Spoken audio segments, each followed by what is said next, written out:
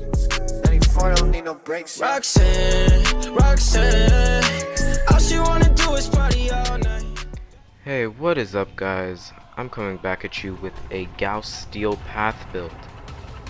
This build is pretty simple, takes no formas, but could take a little bit more formas in the future depending on whether or not I want to change some stuff. This build will be focusing on three main abilities: kinetic plating, thermal sunder, and redline. This build will be easy for newer players or experienced players to basically build, with just a little bit of farming involved. So without further ado, let's showcase the abilities for anybody who doesn't really know Gauss that well. So first of all, we have his passive. 120% faster shield recharge, and recharge delay is up to 80% shorter based on the battery level. This makes it very nice with Gauss if you're in a sticky situation. Then we have Mach Rush. This ability can cause nice amount of speed and charge your battery up pretty fast. At the end or while you're running, you can knock down enemies, rather while you're running or if you just run into a wall. Showcasing it here, it's a nice little crowd controlling ability. Now we have kinetic plating. This does not allow Gauss to take fall damage, or fall staggers, my bad. This allows for mobility and less downtime. I like this ability because it's really easy to become really tanky with Gauss depending on your faction. For this ability gives damage reduction to all physical elements: impact, puncture, and slash, heat, blast, and cold. Depending on the battery level, this can go all the way up to 100%, also based on your power strength. Meaning, just with a little bit of power strength, you can basically become an immortal god against the right faction. So, kinetic plating will drain your battery every second and when you get shot too, so you might want to be careful. You have to keep it moving, that's how Gauss works.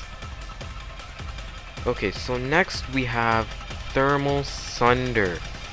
This ability creates a radius. Depending on tapping and holding the button can create a cold or heat radius.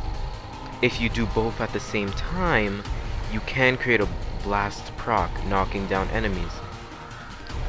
With the Steel Path update, armor became more tanky, but with this and mixed with redline, can instantly strip all armor for the enemies inside the radius.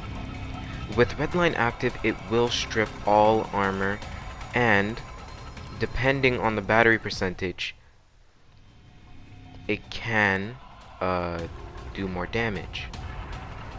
Stripping all that armor will make the enemies easier to kill, making it a very nice ability. Okay, so now that we have Thermal Sunder down, let's go to the main one. The one that makes him so good in the first place. Redline.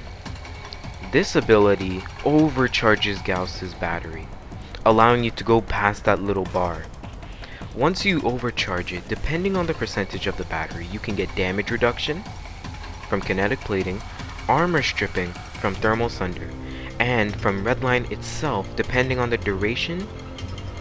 Less duration will mean it'll go up faster, the battery percentage, and more it'll last longer and take longer to go up. But from there on, you can get attack speed, holster speed, and reload speed, and fire rate. So this ability makes Gauss what he is, a nice and tanky frame. I like to mix this with a little bit of duration so that I can make my Thermal Sunder and everything just last a little bit longer, since I don't want it to stay down too long. So now we are going to showcase the armor stripping capability. So basically you have to wait till your battery gets to 100%, of course. If you don't want to wait, I think 80% would be more than enough. It would be perfectly fine. But yeah, you know, I have the kinetic plating on. They're not damaging me anymore at 100%.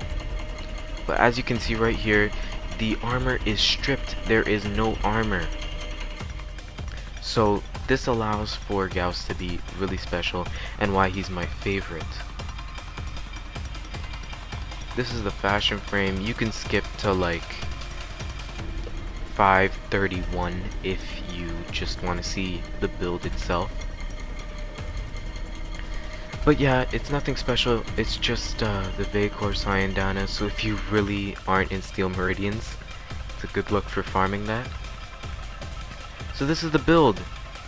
Primed Continuity for that duration, Augur Message for duration, Augur Reach for range, Streamline for efficiency, Primed Vigor for that health and shield, Primed Flow for the energy max, Stretch for the range, and Augur Secrets for power strength. We have enemy radar in the aura slot for that nice view on the enemies and see where they are. This allows for nuking to be more efficient, but you can change this for something else, like shield disruption. This is just a personal choice for me. It can be different for you.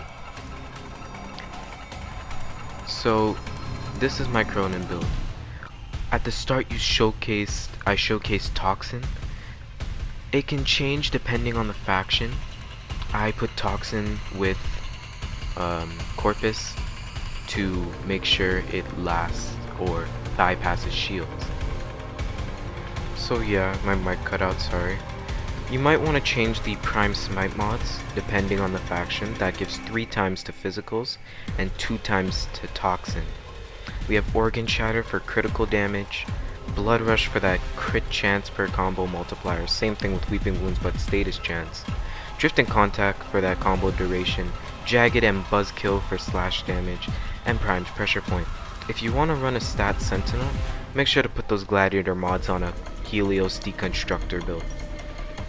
And yeah, that will be it for my Gauss build. Tell me in the comments what you think of it, and anything I should change, and I'll see you guys in the next one.